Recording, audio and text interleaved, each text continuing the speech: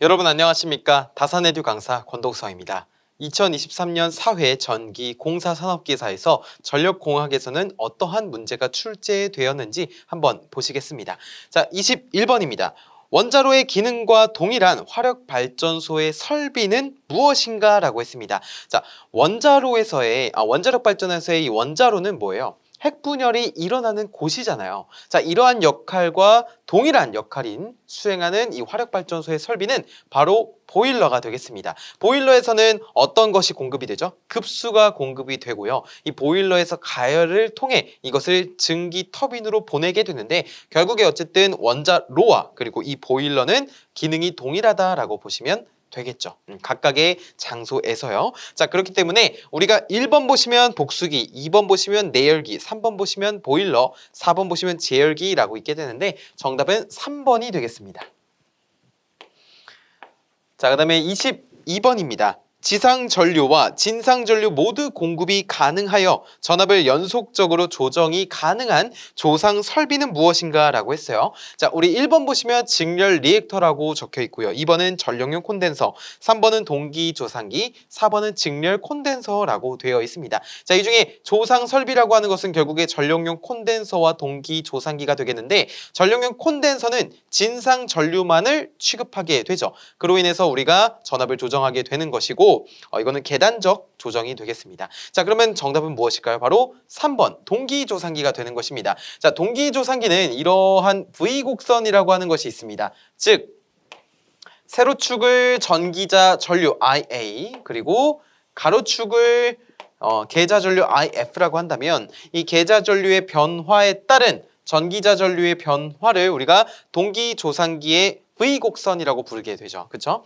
자, 이때 이 가운데 지점, 동기전동기의 V곡선에서 이 가운데 지점은 우리가 뭐라고 하는 거예요? 역률이 1인 지점이죠. 즉 전기자 전류가 최소인 지점이 역률이 1인 곳입니다. 그렇기 때문에 자, 이러한 형태를 통해서 우리가 정답은 전동기, 동기조상기라고 하는 것을 알 수가 있겠죠. 동기전동기를 무보하고 운전하면 동기조상기가 되는 것입니다. 자, 그 다음에 우리 세 번째 문제 볼게요. 세 번째 문제 보시면 23번이죠. 100kVA 단상 변압기 3대 델타 결선으로 삼상 전력을 공급하던 중 변압기의 한 대가 고장났다고 합니다. 즉 단상 변압기가 3대가 있었는데 이것이 델타 결선이었는데 한 대가 고장이 났어요. 그럼 몇 대가 남습니까? 2대가 남죠. 이 2대로 삼상 전력을 공급하기 위해 어떠한 결선을 하게 됩니까?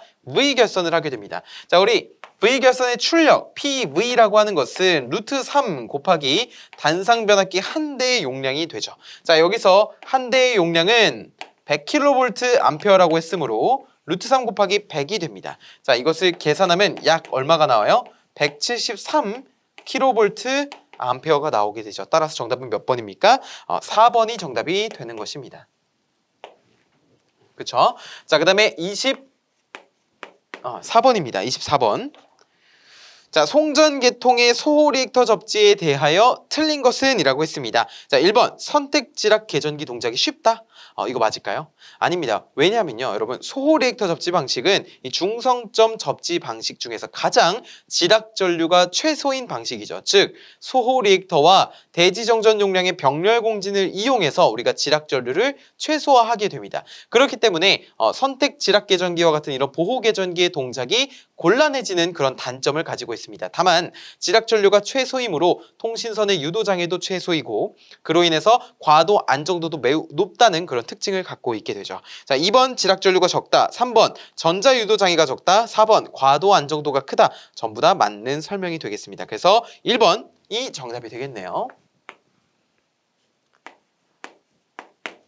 자, 그 다음에 25번입니다. 25번 보시면 4단자 정수가 A1, B1, C1, D1인 선로에 임피던스 ZTS, ZTR인 변압기가 직렬로 접속이 되어 있다. ES, 송전단 전압이죠. ES는 A1, ER 플러스 B1 IR, IS는 C1 ER 플러스 D1 IR일 때 C를 구하라는 문제입니다. 자, 이뿐만이 아니라 문제에서는 그림이 주어져 있었는데요. 자, 보시면은 이렇게 되어 있어요. 자, 이쪽에 송전단 전류 IS라는 것이 흐를 때, 자, 여기는 이제 저항과 이렇게 리액턴스가 존재하는 ZTS가 되겠습니다. 그렇죠? 자, 그 다음에 여기에 선로의 사단자 정수가 각각 A1, B1, C1, D1이 있다라는 거예요. 자, 그 다음에 하나가 더 연결이 되어 있다고 합니다. 자, 저항과 리액턴스가 있고 여기가 ZTR이 됩니다. 자, 이때 흐르는 수전단 측 전류를 IR이라고 표현을 하게 되죠.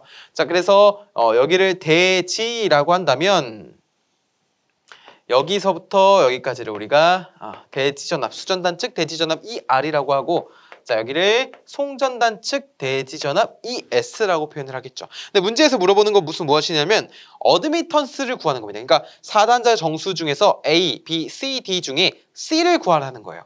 결국에 무슨 말이냐면은, 자, 이 부분과 그리고 요 선로의 4단자 정수 부분과 여기에 있는 ZTR, 수전단 측 임피던스죠. 자, 이것이 어떻게 연결이 되어 있다고요? 직렬로 연결이 되어 있다고요. 자, 그래서 직렬로 연결이 되어 있기 때문에 우리가 행렬로 이를 계산할 수가 있습니다. 자, 먼저 여기 임피던스 요소죠. 그러면 ZTS가 되고 여기 0, 1이 됩니다. 자, 그 다음에 여기는 A1, B1, C1, D1이 되겠죠. 자, 그 다음에 이쪽은 1, ZTR, 0, 1이 될 것입니다. 맞습니까? 자, 그러면은 이것을 계산하게 되면은 어떠한 4단자 정수가 나오게 되는데, 우리가 구하고자 하는 것은 결국에 이 C에 대해서 물어보는 것이므로, 자, 이것을 계산했을 때, 이것을 계산했을 때 어드미턴스 요소 C는 C1이라고 나오게 됩니다. 따라서 정답은 몇 번이에요? 4번의 C1이 정답이 되는 것이에요.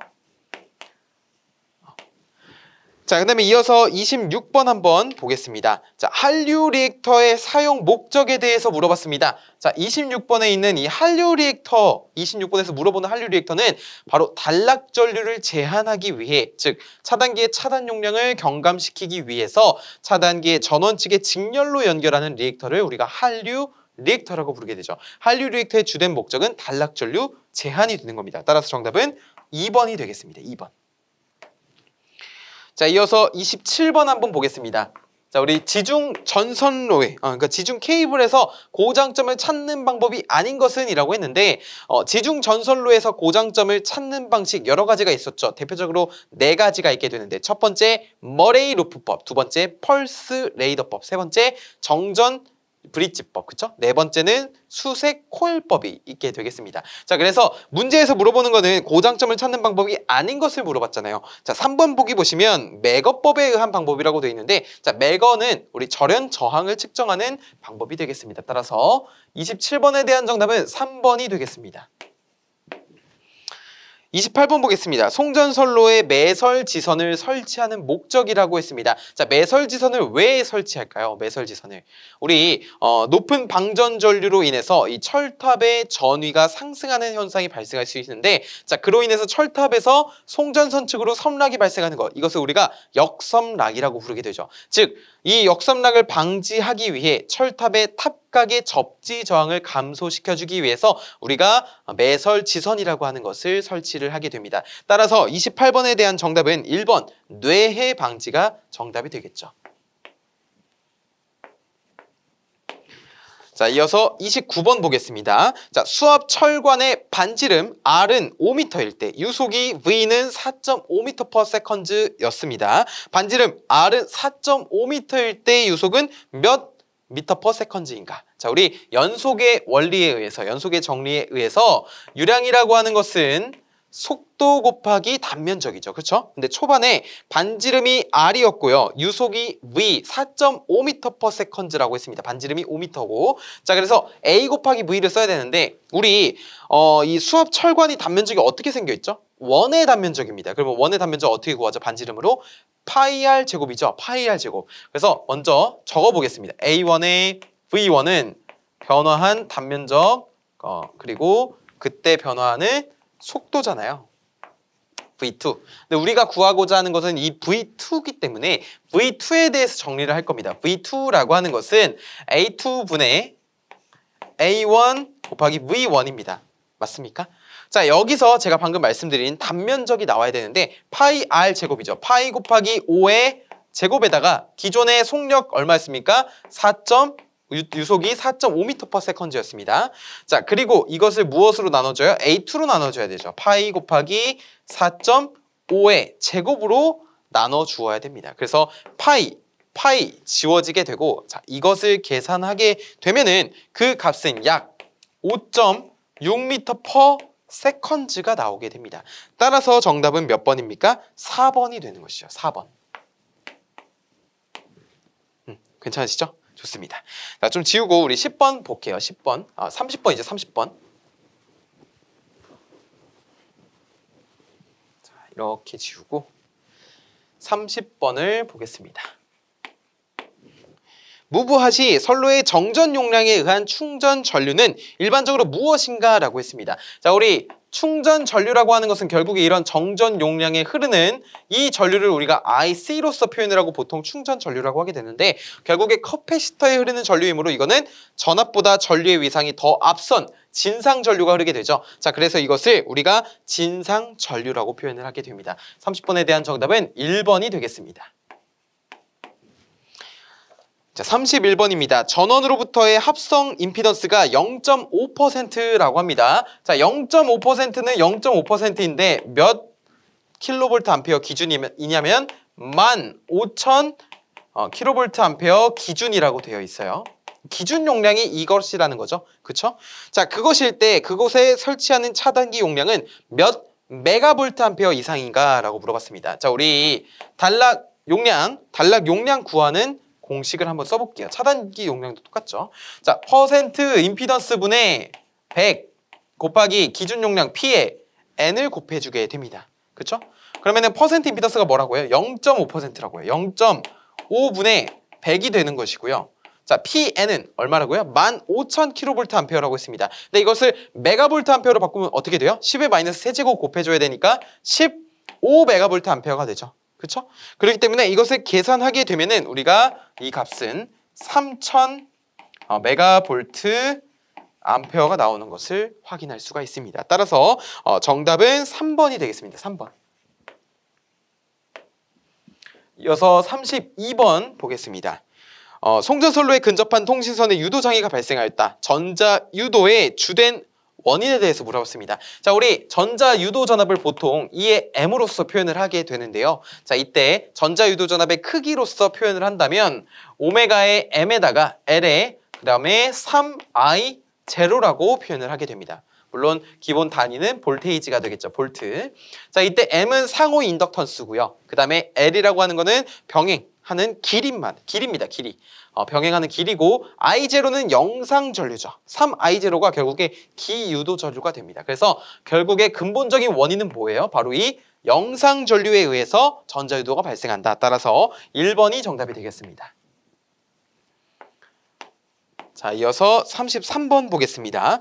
154kV 송전선로의 철탑에 90kA의 직격 전류가 흐를 때 역섬락을 일으키지 않을 탑각 접지 저항으로 적합한 것은 단 154kV의 송전선에서 1년의 애자 수는 9개를 사용하였고 이때 애자의 섬락 전압은 860kV이다 라고 했습니다. 자, 우리 역섬락과 이제 관련이 있게 되는데 탑각 접지 저항을 구할 때 우리 역섬락이 왜 발생한다고 했습니까? 철탑의 전위가 상승한다는 거죠. 즉 낙뢰로 인해서 높은 방전 전류가 흐르게 되고 결국에 우리 V는 R이라는 공식에 의해서 오음의 법칙이죠.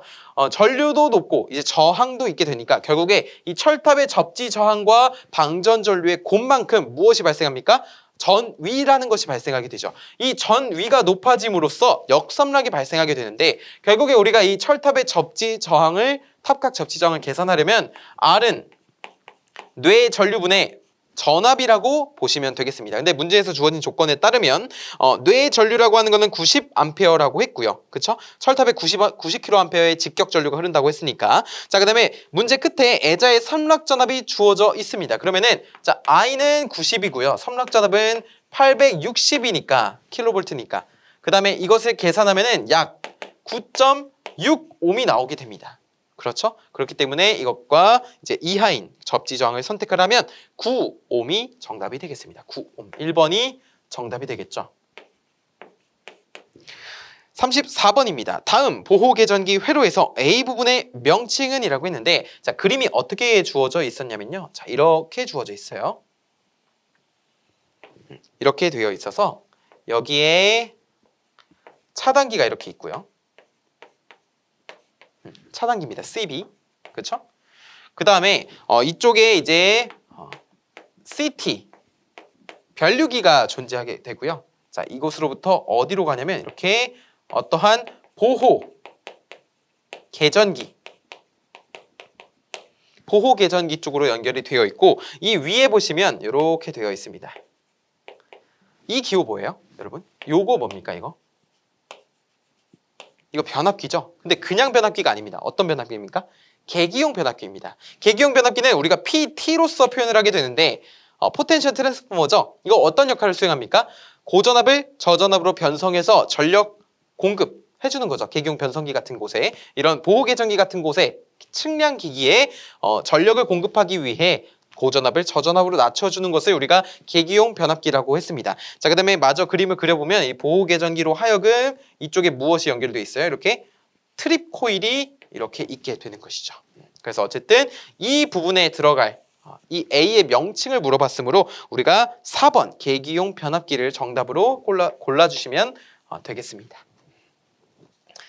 자, 그 다음에 이어서 35번 한번 보겠습니다. 35번 보시면 자, 부하의 그러니까 전력 사용의 변동 상태를 알아보기 위한 것으로 가장 적당한 것은 이라고 했어요. 정답은 3번 부하율입니다.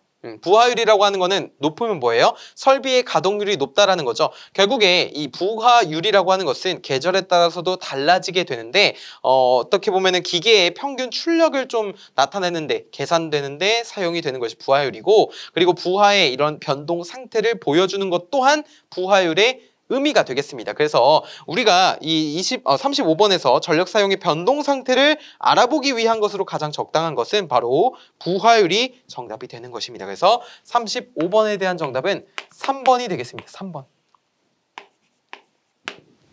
자, 이어서 36번 보겠습니다. 전력 계통에서 인터록의 설명으로 적합한 것은 이라고 했습니다. 근데 선지를 보시면 차단기와 단로기에 대한 설명이 나와 있게 되는데요. 자, 우리가 인터록이라고 하는 것은 무엇이냐면 사실 이제 인터록이라고 하는 건 상호 간의 동작을 제한하는 것을 의미하게 되는데 이 차단기와 단로기에서의 인터록은 어떤 것을 생각하시면 좋냐면 차단기는 형이고 단로기는 동생이라고 보시면 돼요.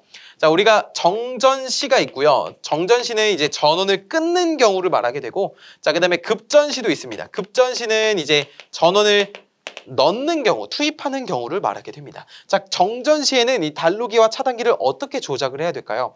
정전시는 초기 상태가 무엇입니까? 전원이 흐르고 있는, 동작이 되는 상태잖아요. 즉, 부하전류가 흐르고 있는 상태입니다. 그렇죠? 근데 단로기와 차단기 중에 이 단로기라는 친구는 부하전류를 개폐할 수 있는 능력을 갖고 있지 않습니다. 반대로 차단기는 어때요? 부하전류를 안전하게 개폐할 수 있죠. 그렇기 때문에 이 정전시, 즉 부하전류가 흐르고 있는 상태였다면 단로기는 조작할 수가 없고요.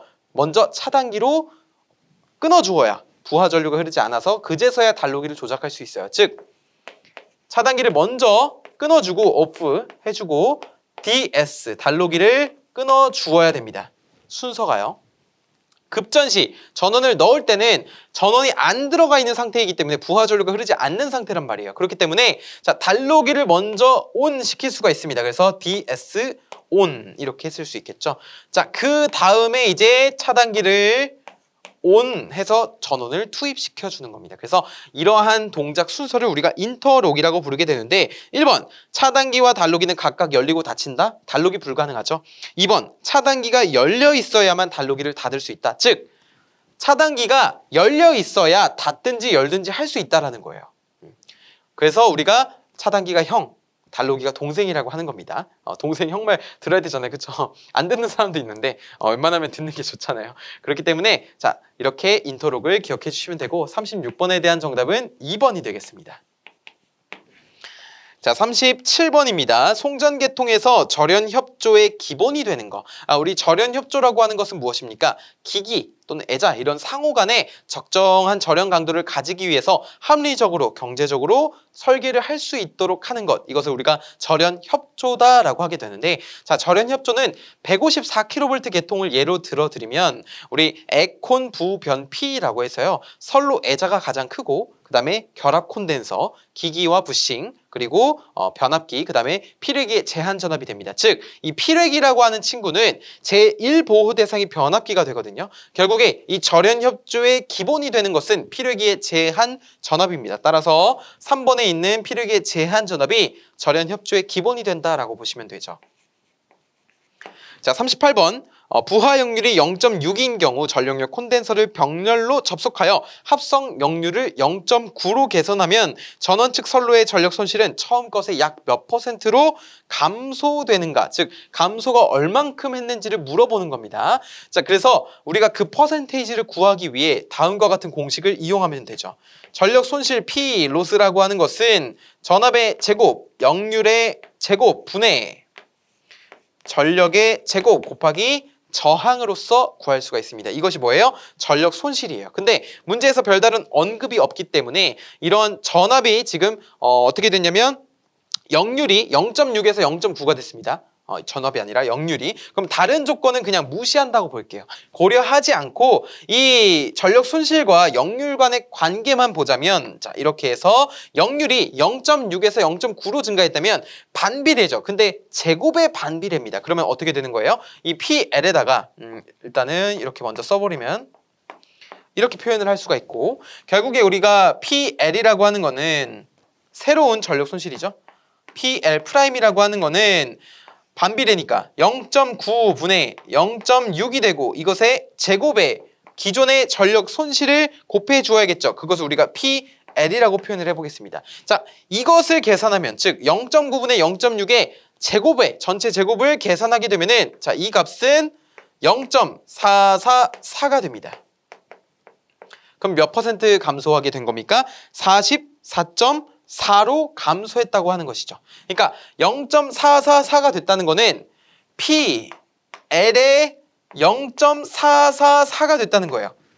그쵸? 그러면은 지금 문제에서 약 몇 퍼센트가 감소했는가가 아니라 약 몇 퍼센트로 감소했는가잖아요. 그렇기 때문에 44.4가 되는 겁니다. 근데 만약에 문제에서 몇 퍼센트가 감소했는가라고 했다면 1에서 이 0.444를 빼줘야겠죠.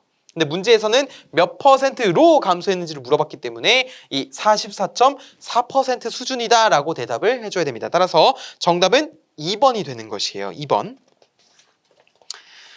자, 그 다음에 39번 보겠습니다. 자, 삼상 1회선과, 자, 여기 이렇게 써볼게요. 삼상 1회선과 대지 간의 충전 전류가 0.3A per 킬로미터일 때 길이가 35km인 선로의 충전 전류는 몇 암페어인가? 라고 물어봤습니다. 자, 이 문제 같은 경우는 굉장히 친절하게 충전 전류를 단위 길이당으로 준 상태에서 길이를 줬습니다. 그러면 충전 전류 어떻게 구합니까? 이것과 이것을 그냥 곱해주면 되는 거예요. 따라서 충전 전류 IC라고 하는 것은 0.3A per 킬로미터니까 0.3에다가 길이가 얼마입니까? 35죠. 자, 이것을 계산하면은 10.5A가 나오게 됩니다. 따라서 정답은 몇 번입니까? 4번이 정답이 되는 것이죠. 자, 마지막 40번 보겠습니다. 송전계통의 안정도 증진 대책으로 옳은 것은 1번 리액턴스가 큰 기기를 채용한다? 아니죠. 송전계통에서의 이 안정도를 올리기 위해서는, 즉 송전 용량을 증가시키기 위해서는 리액턴스가 작은 것을 채택해야 됩니다. 이런 거 뭐가 있죠? 복도체라든지 그런 거 채택해도 되고, 아니면 애초에 리액턴스가 작은 기기를 채택해도 되고, 아니면 단락비가 큰 것을 채택해도 됩니다. 따라서 우리 계통의 직렬 리액턴스를 감소를 시켜줘야 되고요. 자, 그 다음에 3번 보시면 중간 조상 방식을 채택한다라고 돼 있어요. 이런 중간 조상 방식뿐만이 아니라 계통연계 소극여자 방식 같은 경우에는 전압 변동률을 줄여주게 되죠. 따라서 계통의 안정도를 증진시킬 수가 있게 됩니다. 따라서 40번에 대한 정답은 3번이 되는 것이죠. 3번. 4번의 개통의 연기를 하지 않는다는 정답이 아닌 게 되겠습니다. 따라서 문제를 이렇게 21번부터 40번까지 풀어봄으로써 우리가 23년 사회 전기공사 산업기사 전력공학에서 어떤 문제가 출제되었는지 알아볼 수 있었습니다. 감사합니다.